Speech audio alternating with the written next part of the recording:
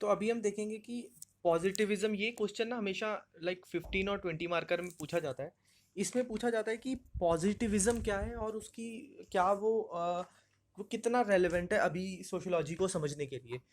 तो सबसे पहले ना इन सब चीज़ों के लिए आपको पॉजिटिविज्म को डिफाइन करना बहुत ही ज़्यादा ज़रूरी है। तो अगर मैं एक्सप्लेन करूँ तो उसमें आ जाएगा कि जो पॉजिटिविज्म होता है ना, वो पॉजिटिविस्ट रिसर्च मेथडोलॉजी, जिसमें आप क्या करते हो कि आपके पास कुछ साइंसेज हैं, जैसे लेट अस से फिजिक्स है, केमिस्ट्री है, बायोलॉजी है।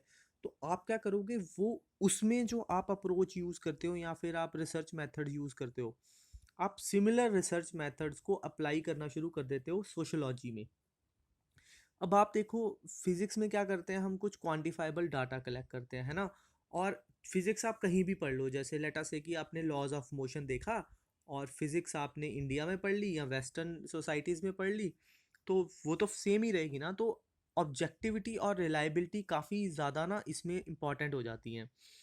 अब आप इसी का स्ट्रेंथ ना हमने पिछले लेक्चर में भी देखा था कि पॉजिटिविज्म किस तरीके से इंटरप्रेटिविज्म से थोड़ा सा डिफरेंट है। तो यहाँ पे क्या है कि पॉजिटिविज्म में हम क्वांटिफाइबल डाटा के ऊपर ज़्यादा ध्यान देते हैं, पर जो इंटरप्रेटिविज्म होता है उसमें हम लोग क्या करते हैं, क्वालिटेटिव डाटा के ऊपर जाएंगे। तो हम ना कुछ एग्जांपल्स देख लेते हैं। तो इन एग्जांपल्स में ना एक आप वर्ड अगर कोट कर दें एग्जाम में तो अच्छा रहेगा कि नेचुरिज्म। नेचरिज्म क्या होगा, नेचरिज्म का वैसे मतलब होता है कि जैसे एग्जाम्पल के लिए आप डरखाइम का कंसेप्ट लेके, सोशल फैक्ट होते हैं वो एक्सटर्नल टू इंडिविजुअल होते हैं और एक तरीके का कोअर्सिव इम्पैक्ट ऑन इंडिविजुअल डालते हैं। तो जो नेचुरिज्म में क्या होता है कि जो एक्सटर्नल इन्वायरमेंट होता है ना, या वहाँ का स्टिमुलाई होता है, उसका इन्फ्लुएंस देखा जाता है एक्शंस में। तो इसमें अगर दो और वर्ड्स आप डाल दें तो और भी अच्छा होगा, एम्पिरिसिज्म और इंडक्टिविज्म। तो एग्जांपल्स वही रहेंगी जो हमने पहले देखी थी कि सेंट साइमन ने सोशियोलॉजी को सोशल फिजिक्स कहा है, ऑगस्ट कॉम्टे ने सोशल स्टैटिस्टिक्स एंड डायनामिक्स का कंसेप्ट यूज़ किया है, हर्बर्ट स्पेंसर ने ऑर्गेनिस्मिक एनालॉजी का, डर्खाइम ने moral density and moral volume. और मर्टन का, आर के मर्टन है, ये काफ़ी हद तक ये ना इंडिविजुअल जैसे इनके आप पढ़ेंगे आगे जाके, सिंबॉलिक इंट्रैक्शनिज्म है, तो ये जो है ये इन्होंने रिलेटिव डेप्रिवेशन थ्योरी दी है। तो वैसे ये स्टडी के बारे में थोड़ा सा बता देता हूँ, अमेरिकन सोल्जर्स का है। तो इन्होंने देखा कि कौन अपने आप को ज़्यादा डिप्राइव्ड मानेगा, क्या वो सोल्जर जो वॉर में नहीं जा रहा है वो डिप्राइव्ड मानेगा, या वो सोल्जर मानेगा कि जो वॉर में है। एंड देन सेकंड लेयर थी कि अगर कोई वॉर में है तो जिसकी फैमिली घर पे है वो डिप्राइव्ड मानेगा, या फिर जिसकी कोई फैमिली नहीं है वो डिप्राइव्ड मानेगा। तो इसकी स्टडी काफ़ी इंटरेस्टिंग है, आप उसमें चले जाएं। पर आपको बस ये नाम कोड करना होगा, उस डेप्थ में नहीं जाना है। तो ये मैंने इन्फोग्राफ दिया है दो बंदों का। तो एक है ऑगस्ट कॉमटे, ये 1798 से 1857, तो इनका याद रहेगा क्योंकि वो first war of rebellion Indian जो है रेवोल्यूशन उसका आएगा। और सेकंड है इमाइल डरखाइम, तो 1858 से 1917। तो ये कुछ वर्ड्स हैं जो आप यूज़ कर लेना, ठीक है, कि इन्होंने क्या कहा है। तो ये जो वर्ड्स हैं ये आप अपने एग्जाम में कोड कर देना। तो अब हम आगे चलते हैं। तो सबसे पहले हिस्टोरिकल कॉन्टेक्स्ट थोड़ा आ जाते हैं। तो अब हिस्टोरिकल कॉन्टेक्स्ट आप ये देखें ना, उस टाइम पे क्या था, उस टाइम पे इनलाइटनमेंट थी, है ना। ये 1798 1789 आपको याद हो तो अमेरिकन रेवोल्यूशन एंड हुआ है। तो ये वो टाइम है जब एनलाइटनमेंट और इंडस्ट्रियल रेवोल्यूशन को बहुत ज़्यादा इंपॉर्टेंस दी गई है। तो ये एक ना एक मैंने पैरेंथेसिस में और एनलाइटनमेंट को एक्सप्लेन किया कर रखा है, तो आप इसमें देख लें। वैसे जिन्होंने यूनिट 1 फॉलो किया होगा मेरा, तो उनको ये काफ़ी क्लियरली समझ आ जाएगा। तो टाइम पीरियड है, मैं कुछ बस इसमें की पॉइंट्स बताऊंगा। टाइम पीरियड है 1650 से 1800। अथॉरिटी ऑफ चर्च ट्रांसफॉर्म हो गई थी, लोगों ने चैलेंज करना शुरू कर दिया था और नॉलेज को साइंस में से निकालना शुरू कर दिया था। देन मॉडर्न साइंस काफ़ी मतलब हद तक काफ़ी प्रॉब्लम्स आई उस टाइम पे, देखी इंडस्ट्रियल रेवोल्यूशन की वजह से वो क्लास डिफरेंसेस आए जैसे मार्क्स अलीज करते हैं। तो तीन जो थे कोर बिलीफ्स वो आए थे एनलाइटनमेंट से। ये मैंने तीन बिलीफ आप यहाँ पे जरूर लगाना क्योंकि दीज आर वेरी इंपॉर्टेंट।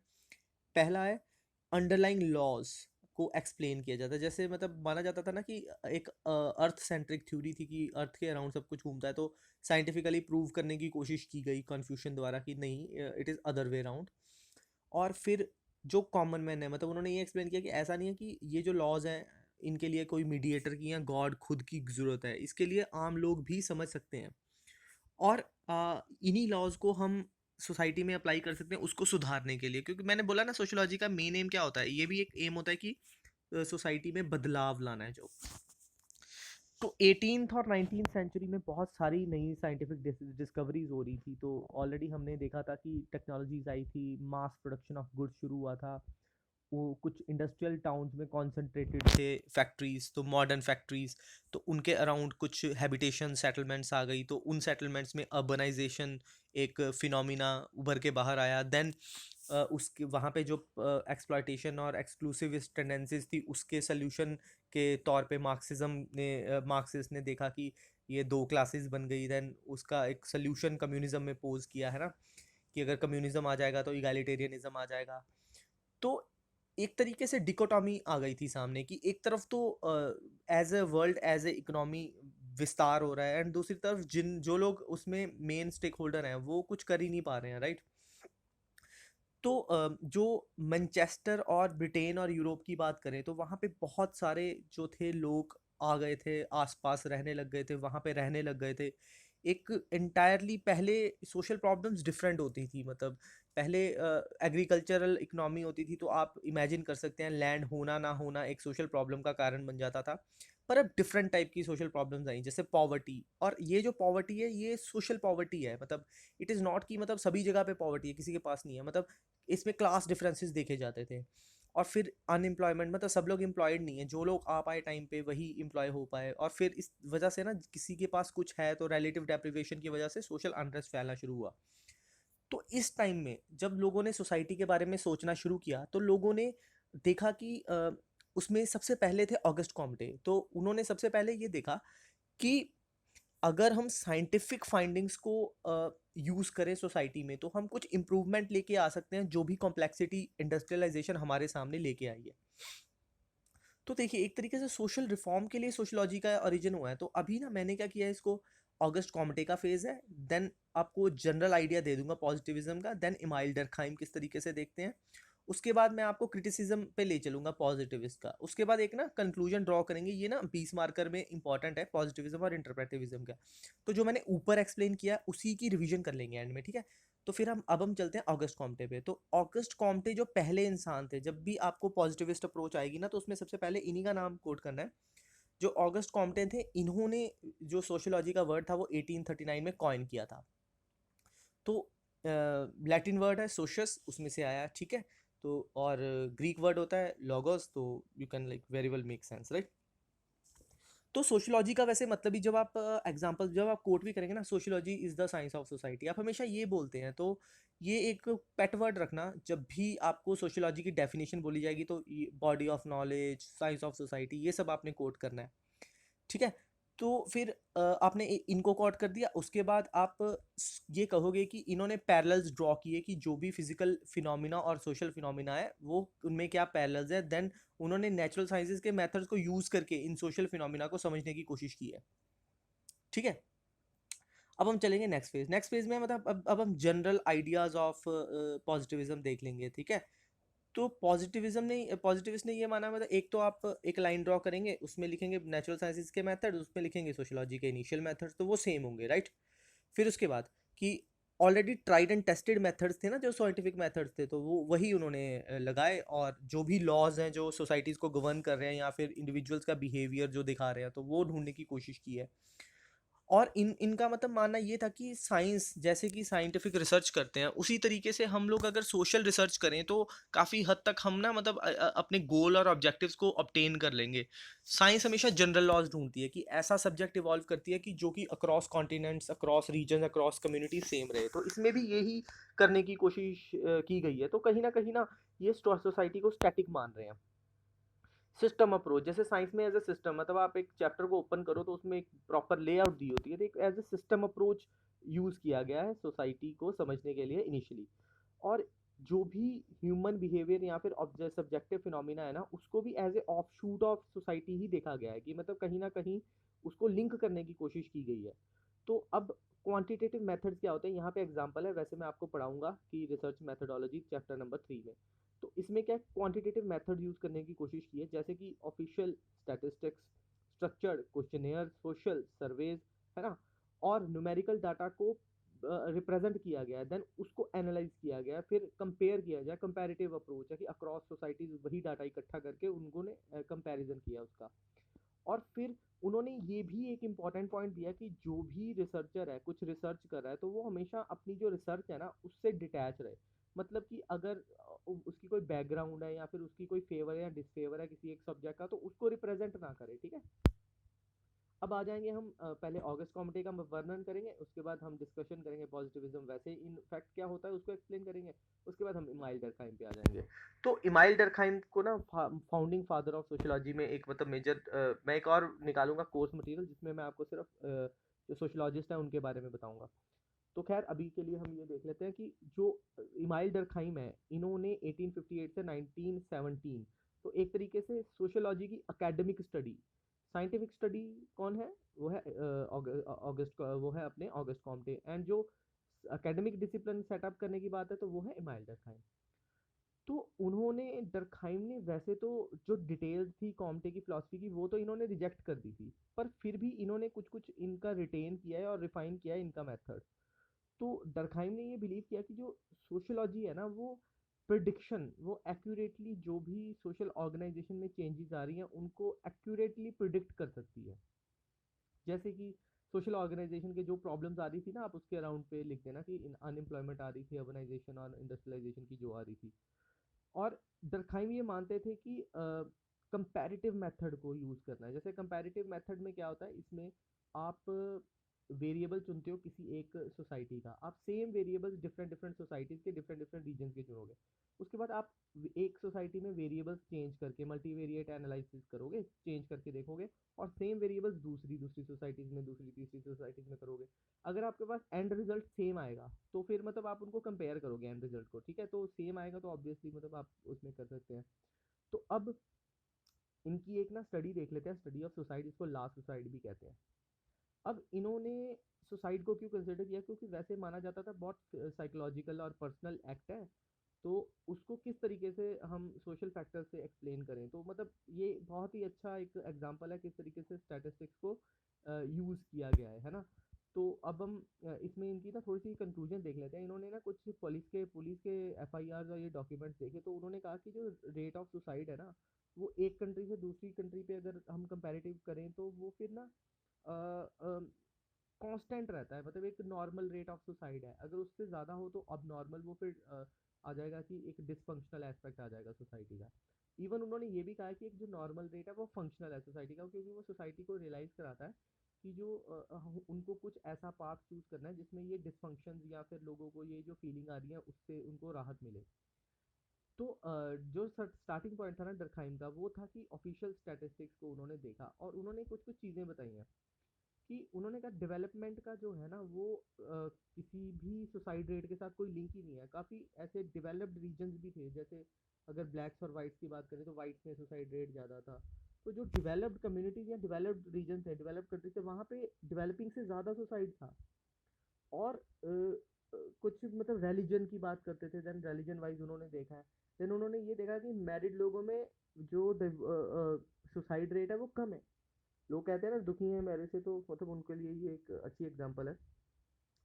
तो उन्होंने ये एक पैथोलॉजिकल स्टेट दे दी कि मतलब अगर सुसाइड है तो चार टाइप की सुसाइड होगी डिपेंडिंग ऑन सोशल रेगुलेशन। ये मैं जब डर्कहाइम की स्टडी आएगी ना तब आपको बताऊंगा, पर अभी के लिए बस आप ये देख लें कि इसमें होता है कि एक होता है सोशल रेगुलेशन, जिसमें सोशल रेगुलेशन अगर तो हद से ज़्यादा हो तो भी सुसाइड होगी, और अगर कम हो तो भी सुसाइड होगी। तो ज़्यादा होगी तो एनोमिक हो जाएगी, फैटलिस्टिक हो जाएगी, कम है तो एनोमिक हो जाएगी। तो अभी के लिए बस नाम याद है, मतलब आप कुछ लिखना मत, बस यही इतनी स्टडी लिखी है तो मैं एडवांस नॉलेज आपको दे रहा हूँ। उसके बाद अगर सोशल, एक तो हो गया सोशल रेगुलेशन, दूसरा हो गया कि सोशल कन्फर्मिटी अगर ज़्यादा होगी तो फिर जैसा हम सती में देखते थे ना, जौहर या फिर ये जब पद्मावती में आपने देखा होगा, तो वो ऐसी सुसाइड होती है, अल्ट्रुइस्टिक सुसाइड होती है। और दूसरा मतलब आप सोसाइटी के साथ बिल्कुल इंटीग्रेटेड ही नहीं हो, है ना, वो वाली सुसाइड होती है। तो ये एडवांस में देख लेंगे, अभी के लिए आप बस ये दिमाग में रखना कि मैंने आपको ऐसी कोई चीज़ बताई थी। तो अभी भी मतलब आप ये देखो ना, ये स्टडी कितनी इंपॉर्टेंट है कि अभी भी आज कितने साल हो चुके हैं इस बात को, है ना, 1950 1858 से 1917, और फिर भी 1897 में ये जो की है, तो मतलब आज कितने साल हो चुके हैं इसको, फिर भी मतलब more than 120 years have passed, और फिर भी मतलब इसको हम पढ़ते हैं। और अब इसमें ना एक सोशल फैक्ट्स का प्रिंसिपल लिख देना, जिसमें मैंने आपको बताया था कि ये फैक्ट्स हैं आउटसाइड इंडिविजुअल लाई करते हैं और इंडिविजुअल के ऊपर एक कोअर्सिव इफेक्ट है, और जो भी इंडिविजुअल एक्शन या डिसीजन करेगा वो उसी से मतलब इन्फ्लुएंस होके करेगा, तो ओवर सोशलाइजेशन पर्सपेक्टिव है इसमें। तो अब हमारा क्वेश्चन तभी कंप्लीट होगा जब हम इसको प्रॉपरली क्रिटिसाइज करेंगे। तो क्रिटिसिज्म में ये लिख सकते हो कि अ, कहीं ना कहीं पॉजिटिविज्म में जो सिस्टमिक अप्रोच है, ह्यूमन बीइंग की फीलिंग्स को तो कंसिडर ही नहीं किया ना।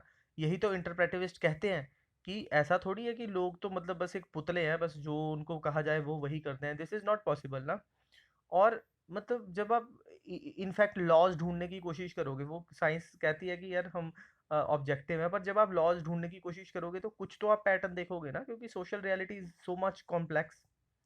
और अगर आप बिल्कुल ही डिटैच हो गए, लेट अस से आपके पास इम्पथी सिंपथी कुछ भी नहीं है, सोशल पॉलिसी का मतलब ही क्या होता है? सोशल पॉलिसी का मतलब ही ये होता है ना, आपके पास सिंपथी होनी चाहिए आपके जो ऑब्जेक्ट्स हैं उनके प्रति। अब आगे हम कुछ ना नाम कोट करेंगे। एक आ जाएगा, आप इंटरप्रेटिविस्ट में मीड कूले ब्लूमर का नाम कर देना। मीड कनेक्टेड है सिंबॉलिक इंटरेक्शनिज्म से।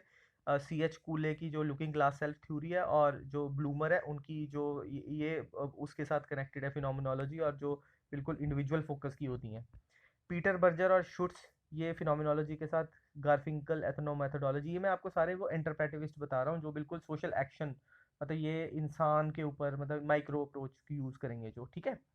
फिर गोल्डनर ने कहा है कि रिफ्लेक्टिव सोशलॉजी। अब इसको आप कंक्लूजन में ये लिखें कि जो मर्टन है ना, वो कहते हैं मिडल रेंज थ्योरीज बनाओ, वो कहीं जाते ही नहीं है, मतलब वो चाहते ही नहीं है कि इसमें जाओ।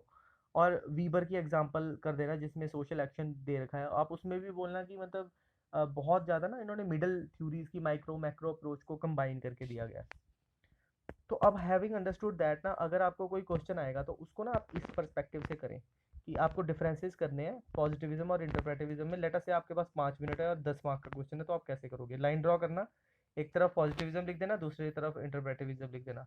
तो आप इसमें क्या लिखोगे? पॉजिटिविज्म में क्या होता है, मैं आपको कीवर्ड्स बताऊंगा। Social facts, objective causes, variables, finding trends and variables, correlations, value free, society shaping the individual, explanations to a limited number of causes, quantitative methods, research reliable generalistic representative, और example coat कर देना।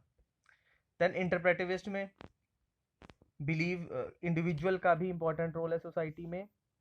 Individual अपने behaviour को किस तरीके से explain करेंगे, in depth insight की इंडिविजुअल क्या मीनिंग और नरेटिव अटैच कर रहा है उसके साथ, और इंडिविजुअल के अपने ओन ऑब्जेक्टिव सब्जेक्टिव ओपिनियन के अकॉर्डिंगली वर्ल्ड को एनालाइज करना है।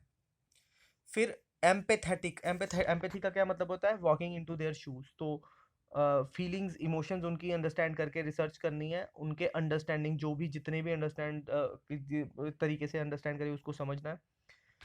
क्वालिटेटिव मेथड, जैसे उसमें तो सर्वे वगैरह यूज़ करते थे ना, इसमें हम पार्टिसिपेंट ऑब्जर्वेशन, अनस्ट्रक्चर्ड इंटरव्यूज़ ये सब पढ़ेंगे, डॉक्यूमेंट्स देखेंगे।